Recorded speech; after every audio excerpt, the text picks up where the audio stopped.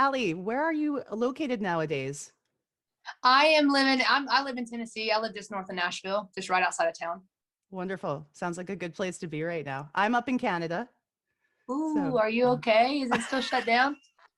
you know what? Our province's COVID numbers are not good, but we're getting through it. Most of us are at least like half vaccinated now. And All of my stories on social media, the responses I get most are from Canadians being oh, like, really? still locked up here. Happy you're outside. And I'm just like, man, I'm sending you all the good vibes, all the good, clean, sanitary vibes I can. I'm so sorry. Thank you. No, we're gonna be all right. I hope that we can travel again soon. That's my hope. And I'm sure as a musician trying to get their music out there, that's what everybody wants to do right now. Tour. Man, it was so tough. Nobody realizes how stale your face can get right here.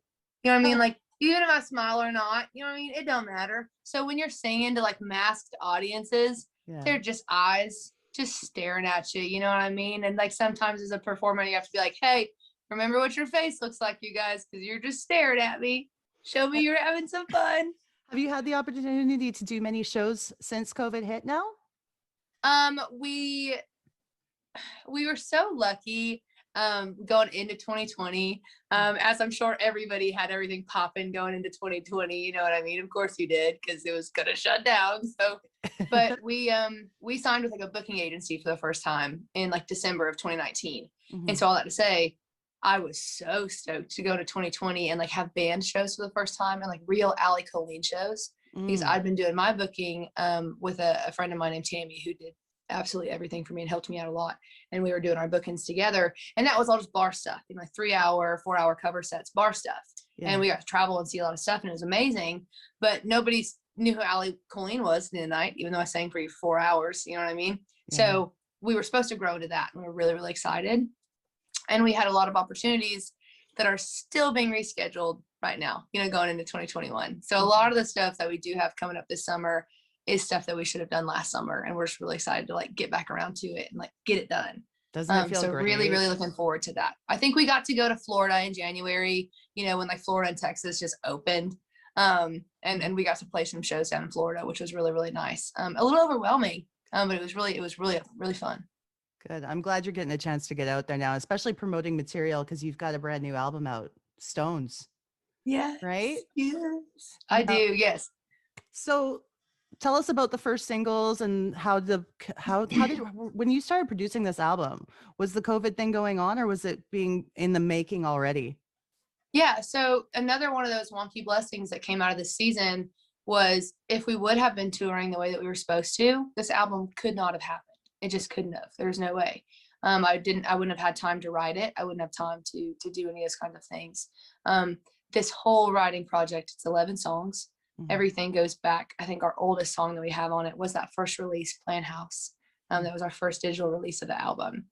And I think that one goes back to like March of maybe 2019, I think. So all that to say, you know, it's over the last, you know, 2 years of writing and all that kind of stuff. And we really sat down, Joe and I, my producer, we sat down probably in like October-ish of 2020 and really started laying out, you know, our songs and what we were going to do. And then as soon as we found a studio in January of 21 that was going to allow us to come in and record together and do it, we did 12 songs in 2 days, and Mm. we just busted it out, and it was so fun, and it was just a lot, and it was really cool. So we did this album. 11 songs ended up on the album. I kept one for myself because it got Yeah. real personal, Mhm. and I just am so proud of this project. But like you said, it's called Stones, and it's just cool. But we've had a really interesting kind of release situation with it. Yeah. I feel like I'm lucky enough to have kind of the best of both worlds, in the sense of half of my audience is much older, in that sense of they want the tangible stuff, they want the CDs, they want all that kind of stuff, and they want the track lists and they want the credits. Right. And then my other fan base doesn't have anywhere to play a CD. They have no idea where to put it. You know, they they're not going to go online and order it. And then once they do, they're like, how do I get it onto my iTunes? I'm like, you know how to do that. You know what I mean? You just have to go back to iTunes, not Apple Music. You know, you can do this. But all this to say, I worked up this release model that I haven't seen anybody else do. So it's going to be so cool if it works, you know what I mean? And if it doesn't work, it's all on me. So I'm a little anxious about it. But we decided to do physical first. So right now, the entire album is available anytime you want it. You just have to go to my website, you know, and get it. And that whole intention there is, as we release these digital singles, so Playing House coming out first, the artwork is just the track list, like kind of this doodle of what like my track list would look like if I was to sit here and just like doodle it out like I did, honestly, when we designed it. Nice. And so you see Playing House, you're listening to it, awesome, all that stuff, but like then you see Blame It on the Weather, you know, or Only Oklahoma, or any of those other track things where you're like, well, what the heck is that? And I'm like, well, you have to go get the CD, you know, if you want to listen to it, you have to go get the CD, or you can wait, you know, and every 5 to 6 weeks, one of these songs will be coming out, you know, and we're not telling really too much about which songs are coming out when, because 6 weeks goes by like that. You know, if you're waiting on Pink Lemonade and you know that's what comes out on June 18th, you're not going to buy the album. You're just going to wait for Pink Lemonade, you know? So all of that to say we did that, all of that to lead up to a full digital release of the album on Black Friday, which will have that bonus 12th song on it. So even if you got the CD, you're going to have to go and do the whole buy the album only on iTunes as well, and all that kind of stuff to get the full CD. And then also hoping that we make enough money with the physical sales this year to do a vinyl release with the digital release. So we're working really, really hard, and we're trying to get all those units to get good numbers and all that kind of stuff. But I just keep dreaming about maybe showing up to a show and people knowing my music before I get there. Isn't that how nice? cool would that be? I think it's really smart the way you're doing this, because I mean, first of all, we're a podcast that's very 90s nostalgic centered, and you're providing the experience for people to still have that full album in their hands and listen to it as a cohesive unit instead of the way things are now with the broken up singles. So exactly. And that was one of the funner parts of it, you know, was getting all your little sheets of paper and putting your titles on them and just moving them, you know, and just figuring out what that list was going to be and what that journey was going to be emotion wise for the listener and all that kind of stuff. And it was so cool. And to get to do that, you're right. Like that's such an experience that's going to be missed if you just listen to the individual ones. And then also, you know, when we were forced to, not even forced, but when we were allowed to just buy one song, you know, when iTunes really came out and was popping, and all of a sudden you didn't have to buy the whole CD for the one song you wanted. You could just get one song. Now, all of a sudden, there's a lot of stuff you're not going to listen to, you know what I mean? Just because by chance you're not going to be listening to it. And I think that's such a special thing of albums, is they're supposed to have those 2-3 songs that make you want to spend the money on the album. And then you also just by default get exposed to these amazing songs that'll probably save your life that you wouldn't have heard otherwise. So I think there's such a special thing with albums that's just gone now. And it is what it is. But if we can get vinyl back, we can get CDs back someday, right? It'll come back around. True. I don't know. You're right. There's something about the deep cuts that I am usually more drawn to those than the singles. Absolutely. And how would you have found them? You know what I mean? Like radio's not playing them, you know, and then in that kind of, you know, traditional sense of how you used to find music in that way, and what made you go buy the album. So it's just a really interesting thing to look at as a creative person trying to like run a business. It's really, really tough, and it's been really exciting. And again, if this works well, I'm gonna be so proud of myself. And if it doesn't, I have nobody to blame but me. So we're gonna see how it goes. I'm excited for you. Is it rare to be a singer in your genre, writing your own material? Because there's literally like a factory of people who are employed through songwriting. So is it a rare thing now as an artist? Honestly, you would think that it is kind of that way. You would think that there is almost like this union monopoly of songwriters kind of things, that it's like, why would we write? We just get pitched songs all day long, you know, that we can sing. Why would we do that? But me personally, the caliber I'm at, I did do my first cut as an artist in this album. I did not write Pink Lemonade. It's the only song I've ever cut that I didn't write on. And that was such a special moment for me too, because, you know, just those songwriters, my main point here is it's all shifted. So what used to be everybody wrote everything, and artists really did, for the most part, actually cut other people's stuff. I feel like that was more of a tradition back in the day. that artists weren't really songwriters. Mhm. And that was a thing. Now if you're a songwriter and an artist doesn't take you on the bus, how are you ever going to get cut? Because Mhm. we're having such a hard time making money. Artists are, everybody is, but we're having such a hard time making money that we need every single income stream we can. So Mhm. if I'm not on that song as a writer, as an artist, kind of in today's world, I'm probably not going to cut that song because I need that income stream. You know what I mean? And there are those Yeah. artists that still value those songwriters and are like, no, I'm going to at least have 3 cuts on this album I didn't write on, because those guys have to make money, and those guys don't get to go out and tour and sell their merchandise. You know, they don't get to go and have all those extra income streams. They only have that statutory rate, which is 0.0009 cents per stream as a writer. Wow. They can't make anything. You know, I mean, Yeah. it takes so much. So it's so interesting that actually I think that that's switched now. I think that now more than ever, artists are always going to be a writer on their songs. And even if they do cut it, they're going to go, hey, can I change this melody or change this lyric and add me on, you know, as a writer to the song, you know, kind of thing, if you want me to cut it. So it's actually switched in that way. And so if you are a fiddle player or a songwriter or a banjo player, country music ain't helping you out right now. And it's Mm. really frustrating for them. And I think that's a really big thing for me as an artist to have gone in and used all real players, you know, all real instruments and all stuff. Even made sure to intentionally bring in a fiddle player for Don't Bring Your Heart to a Cowboy. One, just to bring fiddle back into country music as a new artist, you know, because it's just not a thing. I feel like Mhm. that was the one musician that was like, I got a job forever. I'm a fiddle player. No, no one expected Wow. that to kind of wean out of country music. So it's actually really interesting that for the first time, songwriters are having a really, really hard time here in Nashville, at least. I'm happy that you're getting to create and express your own songwriting skills, though, in your music. Like, I think that's really important for as an artist, because a lot of artists do write. It's not just about the voice sometimes. So I'm glad that you're able to do that. Um, how Absolutely. how involved are you in your running your social media? I run all my social media. Yeah. I run all my social media. The only exceptions to that would be I'm a team of 2. So it's me and Bev. We do everything. She saves my butt every day.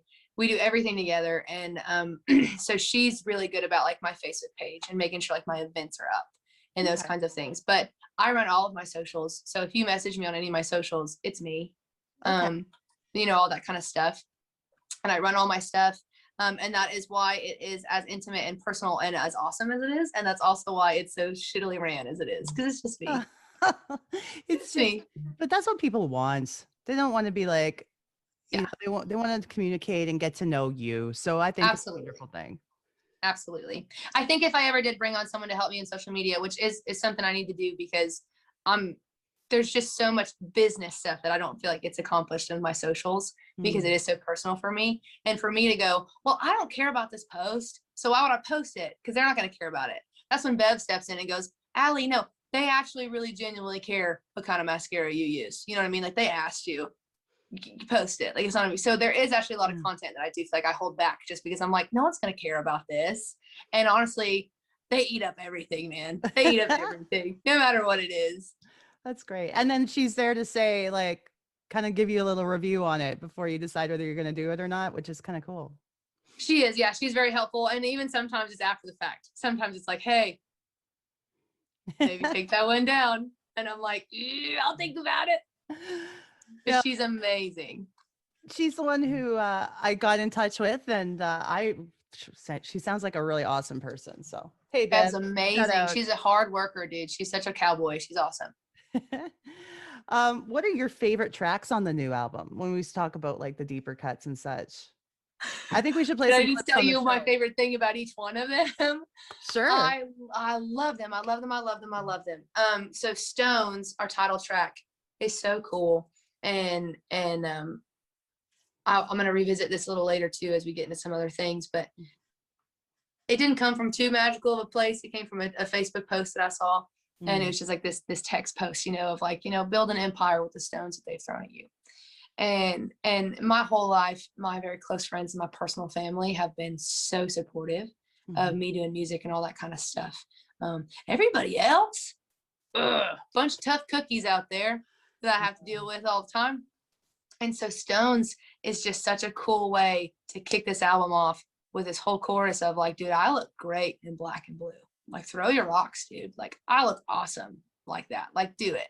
And whatever your intentions are, doesn't matter, because I'm still going to turn it into positive energy and I'm going to use it, and those kinds of things. And so to kick off my debut album with Stones makes me so proud, because my very first single ever that I released was this beautiful song called Work in Progress. Mhm. And I love that song. But God help me if somebody keeps telling me how sweet I am, So I was so stoked to kick this album off with something that wasn't sweet. That was, hey, the rest of the stuff might be mushy gushy and ooey, but I just want you to know right now, this exterior looks as tough as it does, so you don't get to the mushy gushy inside, because I'm just a baby in here. But throw your rocks, and I loved it. But there's just a couple little things. There's a beautiful song called Only Oklahoma on this album, that I love so much. And it's just my home song. All of us artists have that home song, and this Nice. one's mine. Speaking of showcasing writers, my favorite Easter egg of Only Oklahoma is, there's this awesome song out right now. I love it, maybe because I have a personal tie to it with the people that wrote it and everything, called Dick Down in Dallas. And it's just this viral, song that's doing its thing right now. And the fact that the writer of Dick Down in Dallas is my co-writer on Only Oklahoma, Yeah. to me is just such a cool way to showcase these amazing writers, because Dick Down in Dallas is crude and it's offensive and it's awesome. Like, And that I title cover it in is my set. amazing. Like, I love it. The only better version of that song is the female one on TikTok, Mm. which is there's better Dick Down in Dallas, and it's amazing, and it's just crude and it's cringy and it's awesome, and I love it. And to be able to showcase a writer like Matt McKinney on my stuff, to be able to write something as beautiful as Only Oklahoma, Mhm. is so cool to me as songwriters. So that's cool. Blame It on the Weather is the only song on the album that I wrote just by myself. It's the only solo write on the album. As I mentioned, Pink Lemonade is the first cut, for me. And I don't want to be too crude on your platform or anything like that, Hey, but oh my gosh, there's no hold bars on this no, okay, song. cool. Yeah. Pink Lemonade is, oh my gosh, oh my gosh, if someone will play Pink Lemonade, this is going to change the conversation of what females get to sing about in country music. Because the hook of Pink Lemonade is, the blue collar boy like you could use a little pink lemonade. All about vaginas. Whole song is about vaginas. Nice.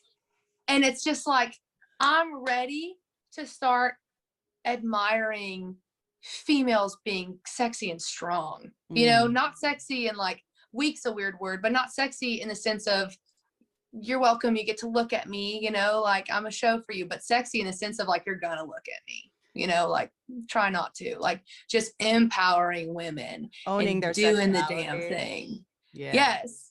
And being okay with it and being comfortable with it, and knowing that it's whatever you make it into be in your personal life, and that's up to you, and that's okay. And so I'm very excited about songs like that, especially to showcase a song like Pink Lemonade, which Nora's already put out. There's a beautiful version of Pink Lemonade by Nora Collins that you guys can stream, listen to anywhere at any time. She put it out in 2018. Mhm.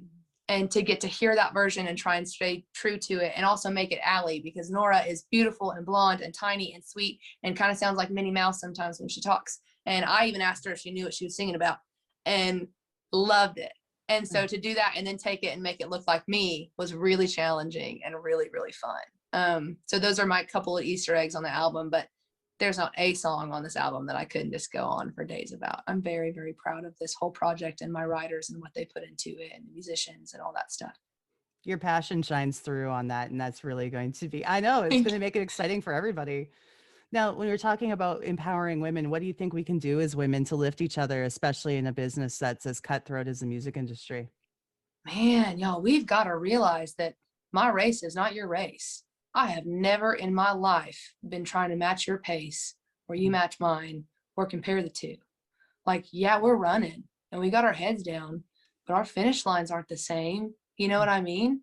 And there's nothing wrong with you handing me some water and me handing you some if you need it. You know what I mean? That doesn't take anything away from my race to help out yours a little bit. And I just think, as women, we have to stop being so comparative in the sense of, well, why is she doing so much better than I am?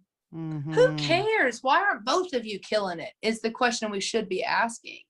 It should be, why is it so hard for us in the industry to be a collective group of just women opposed to like the woman that's doing it when there's tons of dudes around. And Mm-hmm.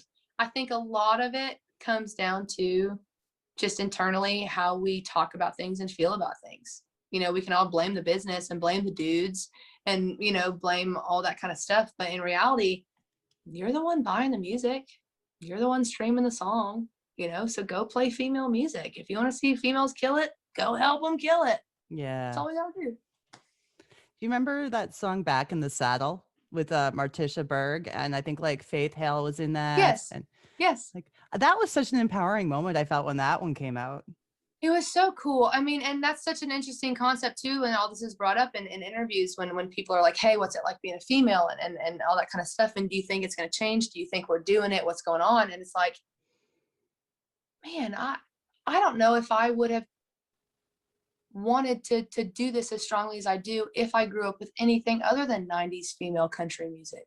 Mm-hmm. I remember maybe 3 dudes being on top of country music when I was a kid, and countless women, I mean, between Dolly continuing to always have a presence, as well as Reba Mm-hmm. and Martina and all that kind of stuff. And then even, Carrie and even Kelly Clarkson a little bit when she really hit the idol Yeah. scene and she was kind of blurring those lines between the pop country and Yeah. all that stuff. It was literally just females. That was all I saw growing up was Jamie O'Neal and Jody Messina and females just killing it and wearing outfits that were killing it and all that kind of stuff. And I don't know where that fell off. I think it might have fell off when male country music became a little feminine. How Mm. much sense does that make? You know what I mean? All these men started coming in with these really feminine textured voices and these really high falsettos. And all of a sudden, I feel like that just replaced the females in country music. It was so weird. I love those artists too. They're all my favorites, but it's just such an interesting dynamic of what we are pushing business wise Mm-hmm. with females and stuff. But it's coming around because there's no cooler cowboy out there than Ashley McBryde. Not one. Not a single one. Oh my gosh. And the Cowboys know it too. They're trying to keep up with her also, and they know that they can't. She is the coolest thing on the planet. I mean, Kaylee Hammock is a beautiful glitter covered version of a cowboy also. You know what I mean? That's a tough working dude out there right now, putting weird rhinestones all over her face all the time and looking amazing. Like, it's going to come back. And I do think that females are singing in a way that we're demanding to be seen. We're not demanding Mm-hmm. attention anymore. Mm-hmm. We're just demanding what we're owed and what we deserve. And I think it's so cool to have trailblazers like them going before me and me getting to watch them and just try and emulate them so dang bad. Seeing the growth in the industry and that's just a wonderful thing. So It's absolutely. exciting. Has being the daughter of a country superstar helped you or hindered you in your career path? I know that there are tons of insights with who my dad is as a man that has no doubtably just molded me as a person. I mean, yes, my dad is Garth Brooks, but also Garth Brooks as an artist, that's not my dad. My dad's my dad. We got to be a part of this really cool documentary last year with dad. And my sister said, one of the coolest things I ever heard, it's there's not a person on the planet, boldly speaking here, that doesn't know that name, that doesn't know who that is, that doesn't know who Garth is and can't say that they are a fan, or at least at one point we're like, it's cool dude, or whatever the case is, even if they hate him, whatever your case is, they know who he is, and they do in a sense have that relationship with him. There's 3 people on this planet that can call him dad. Yeah. Only 3 of us, and no one's ever going to know him like I do. No one's ever going to know him the way that my bonus mom does. And that's so special about having an artist in your family, was showing me that those lines don't have to be the same. I think that there was a lot of stuff with that helped me. Now, as far as having a famous parent and helping me in the business, for me personally in my journey and what I expect to happen and what I want in my values, hardest thing that I've ever gone through in my life. Yeah.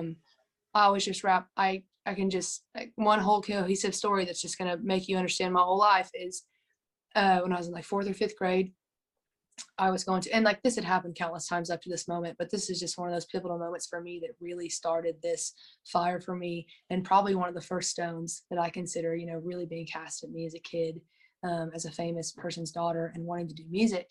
Mhm. Was I knew that I wanted to do this since I could walk. Never a question of mine. You can ask anybody ever that's ever met me. I was going to sing and I was going to do this. And I went to an elementary, like Christian Baptist elementary school, and we had chapel on Thursdays. And I asked like if I could So did sing one I. time. Chapel on Yes, Thursdays too. Okay. chapel. Our God is an awesome God. Yes, Yes. all the good things. Mhm. And so I wanted to sing in chapel one day, and I sang CC Winans, and it was awesome. But I sang, and there was a sweet girl in my homeroom class, and she came to me afterwards, and she goes, Allie, I know like you sang, but like I didn't know you would get on like a stage and sing. And I was like, oh no, that's all I want to do. Like I'm gonna grow up and I'm gonna be a singer, and that's what I'm gonna do. And I don't think she'd ever thought about doing that, you know, like that she could do that also. Like she could go be a singer, not just sing and like to do it, like go do that. Mhm. And so that day we were sitting in the car pickup line, and her mom comes in to get her, and she goes, Mom, this is Allie, and like she sang at chapel today, and she wants to like sing like when she grows up. Like I want to do that too. Like how cool is that? And her mama just looked right at her and goes, Baby, Allie has famous parents. Like she's gonna be a singer one day. You know, like we don't have that option, you know, like you're not gonna be a singer. At 4th grade. And ever since that day, it's just as important to me to prove to myself that I'm not doing this because I have famous parents. You know, people don't listen to my music because I have famous parents. Don't come to my shows because I have famous parents. And if you do, you leave an Allie Colleen fan. You know what I mean? You're not going to show Mm. up and see Garth's daughter perform. There's nothing about me that emulates that. And Mm. it's just as important for me to know that I've done that and achieved that as it is to know that there's not a single little girl on this planet that can't do this because she doesn't have famous parents. Mm. That's so goofy. It doesn't make any sense to me. And especially for a mama to look at her daughter and say that and like diminish that light in any kind of way. Absolutely not. We don't tolerate things like that. Yeah. And so it's just so important for me to do that. And then also the value that I have of my dad and my bonus mom as artists. I want to do exactly what they did. My Mhm. dad came from a family and he just thought that his mama loved the butt ends of the bread because he didn't realize that there were 6 kids and that was all that was left, you know, once she Mm. made food for everybody. Like, and it's just like that's where my dad came from. And he has worked so hard and he has such an amazing legacy that's 100% his. Mhm. And that's exactly what I want too. I just want to be Allie Colleen. And nobody ever realizes this, but my dad's mom sang music. My Mm. grandma, Colleen Carroll, who I sing under, was a recording artist, a successful one, amazing person. I have never, ever, ever in my life heard somebody look at my dad and say, oh, of course you did this. Your mom was a singer. Okay. Never once. And never, ever has someone just looked at me and been like, hey, you're going to do this because you're going to do it, in the sense when they do know my family. And it's just so important to me to just accomplish all of those things and know at the end of the day that like that's what I'm doing, and I'm so proud of it. And I think that it will extend, you know, maybe how long I'm driving my forerunner to my shows, you know, and all that kind of stuff. But Mhm. that's the coolest part of all of it, is driving your own car to your shows. You know, who needs a bus? I would like one day, but we'll get there.